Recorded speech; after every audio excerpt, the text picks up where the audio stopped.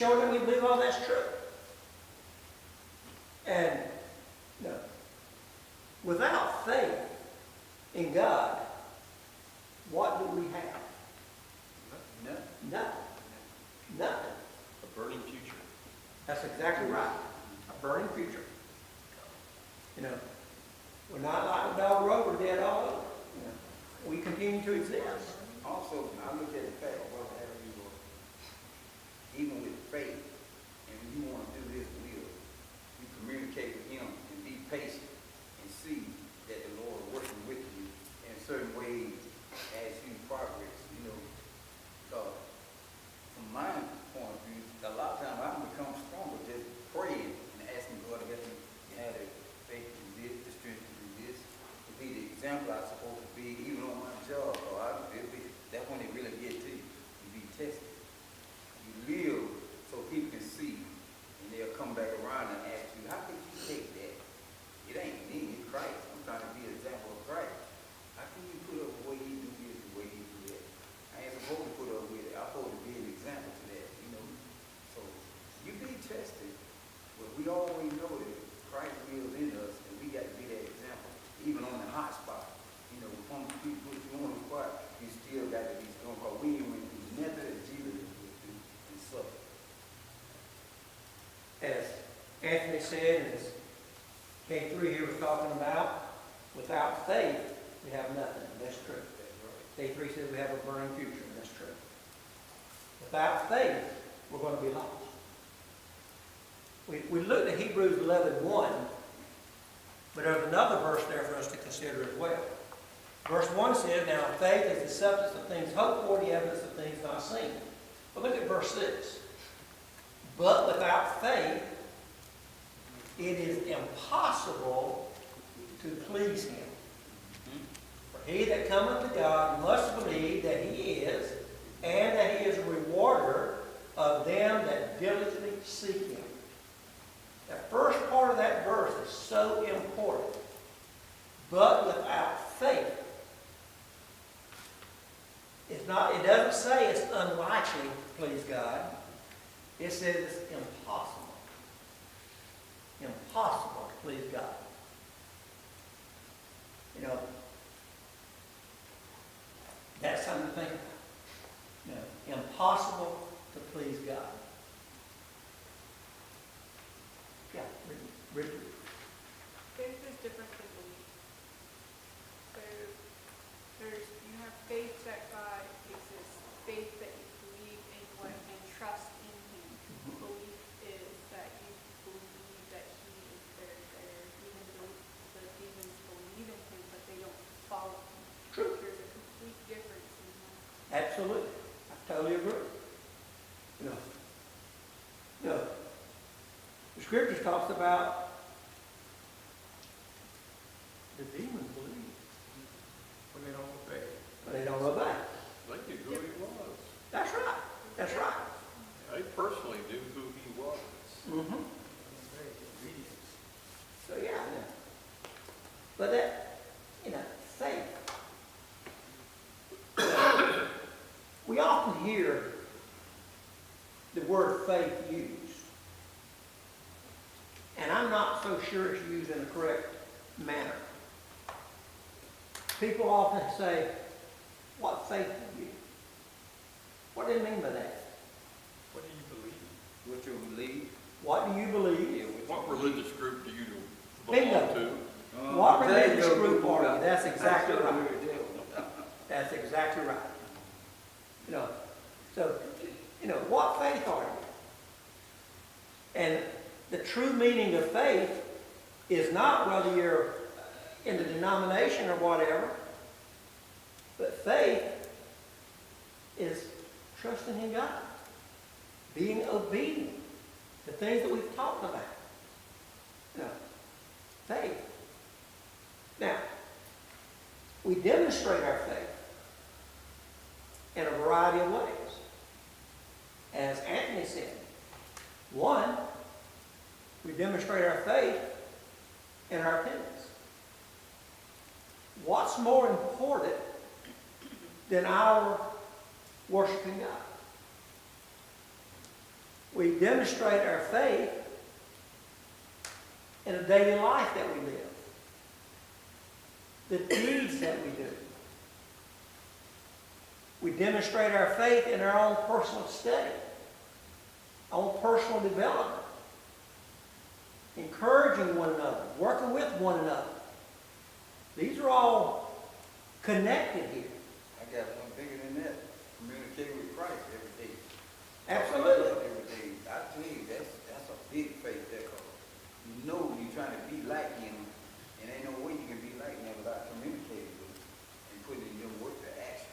You're teaching others. Teaching others. Exactly. Yeah, exactly. But you know you can teach people well without even speaking to them. Because see, you don't never know who's watching, but they'll come up to you and ask you a question that you know you can answer. And that's just being like Christ. Yeah, I mean, and you're talking about communicating with Christ. That's true, we do that by reading His Word. Exactly. We're also communicating with the Father through Christ, with prayer. And communication. That's so important. You know, we are God's family. Now we communicate with our physical family. We need to communicate with our spiritual family, not only here physically, but the Godhead. We need that line of communication. We need to take advantage. It's there for us, and we need to take advantage of it. Now, the next one is gentleness, often referred to as meekness. And as we said before, meekness is not a weakness. Meekness is a strength. Typically speaking, the individuals that we run across that we might consider to be meek people, how do they generally present themselves?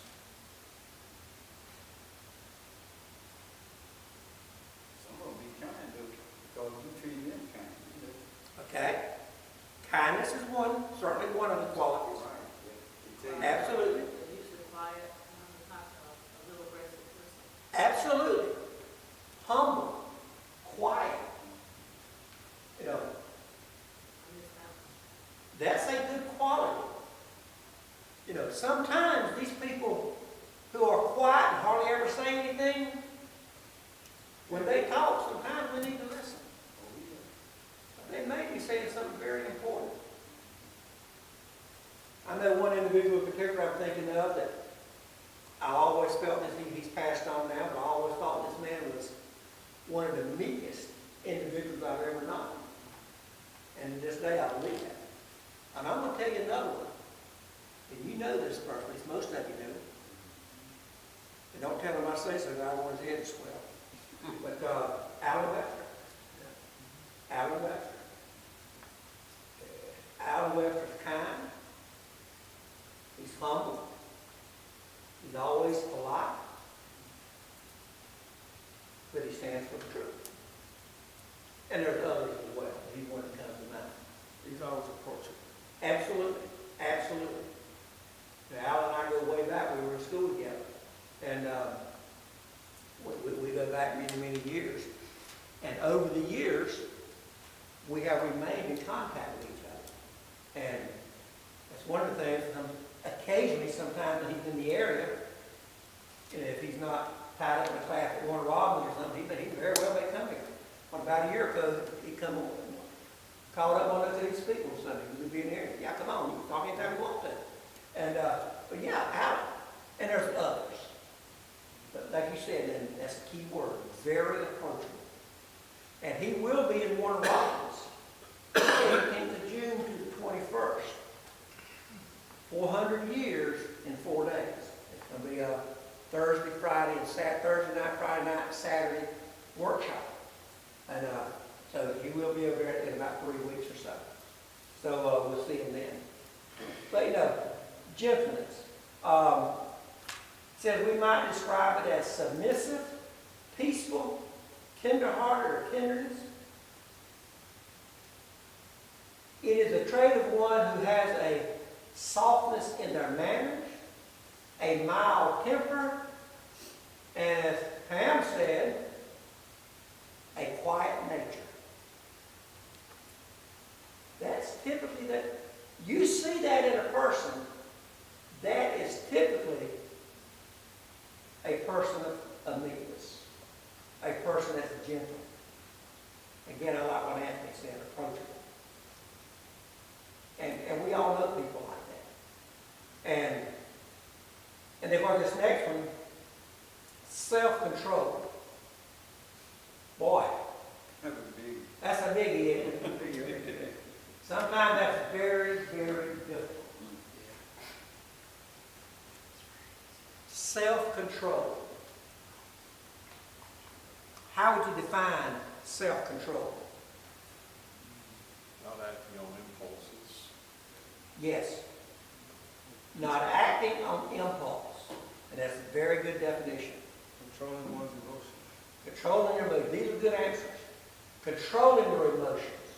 And the King James says temperance.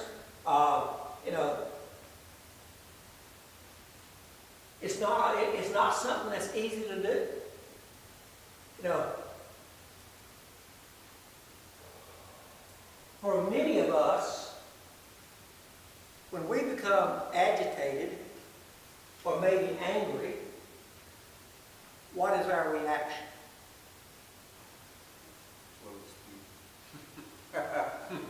No. Logic has it shut off. That's what it should be. It might be the opposite. Instead of being slow to speak, it might be the opposite. We speak without thinking. Going back to what Reggie said. We speak without thinking. How many times have you said something, and as soon as you said it, you wish you hadn't said it? That's right. Once you've said it, it's out there. Some were just saying angry words. Yeah, that's right. Angry words. Angry words, yeah. That's exactly right. Once you said it, you can't take it back. It's like pushing send on the text message. Bingo. That's what I'm just getting ready to say. We see things on Facebook or social media. Maybe we put it there ourselves. But as Pam said, you hit that send button, you might as well say it because you just said it by word. By print. The same difference. And another thing,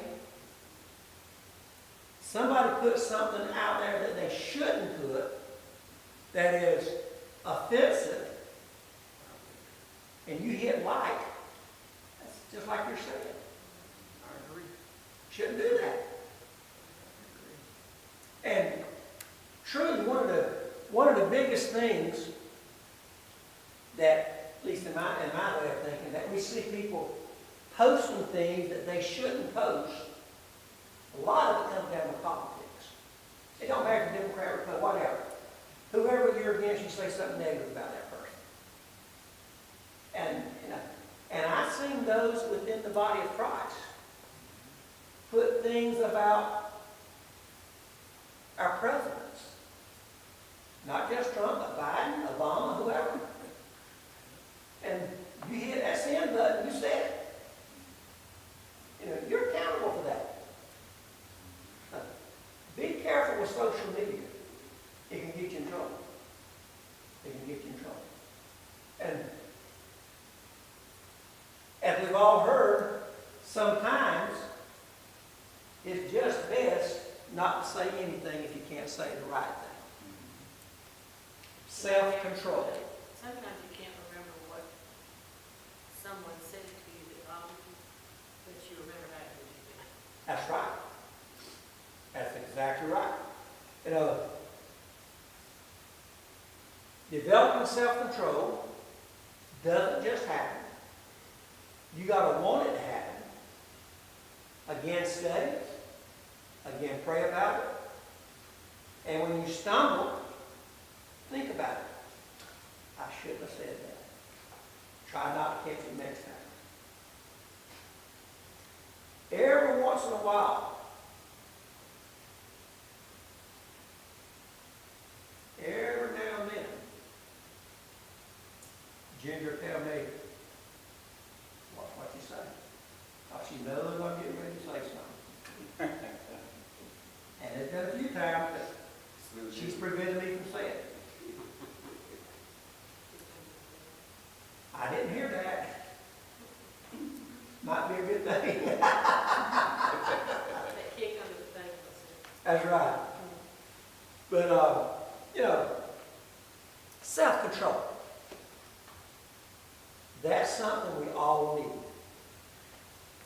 And a part of that, too, comes down to the fact, if someone has done something to us that was offensive, and we have the attitude that, I can't wait until I get the opportunity to get even, that's not self-control.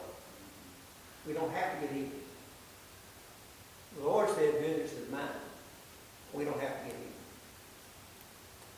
All right, time's about up. That'll give us a couple pages that I hope to get into. And next week we will be doing day 9. And probably a couple pages, probably day 9 and day 10 maybe. And we could go into much, much deeper detail on these. We just recently have gone over a class on these, and so we kind of moving through these a little bit on the quick side. Reggie, what you got? 619. 619. 619.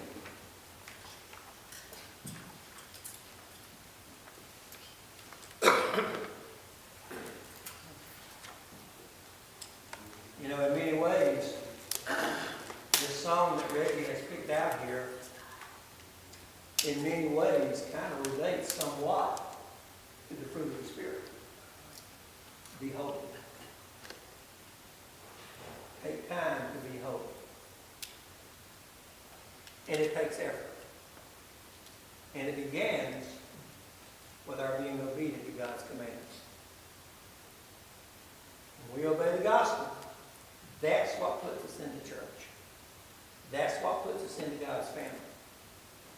And then we grow from there. We develop and we mature. So as Reggie leads us, we can help you as we sing 619. Take time to be holy, speak of with thy Lord. Abide in him always, and feed on his word. Make friends of God's children, help those who are weak, forgetting in nothing his blessings to see. Take time to be holy, the work is on. Spend much time in secret with Jesus alone. By looking to Jesus, like him thou shalt be. Thy friends and thy conduct his likeness shall see. Take time to be holy, be calm in thy soul. Each thought and each motive needs his control.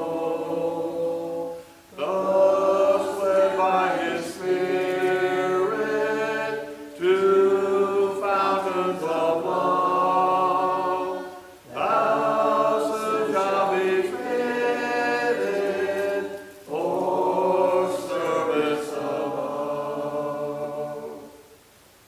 As always, appreciate participation and comments. Don't forget our services on Sunday morning. We will look at Genesis chapter 1 in the Bible study. And hopefully everyone will be able to be present for that. Andrew, would you lead us in our closing prayer? Yes. Pray with you.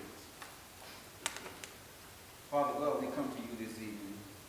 Thank you for this beautiful day. Thank you Thanking you for this study we have so boldly studied together, Heavenly Father. Thank you for each and every individual here, and their health and strength. And I pray for the ones who are going through trials, tribulations, surgery, and all, Father. You, the doctor, that never lost. Bring them back to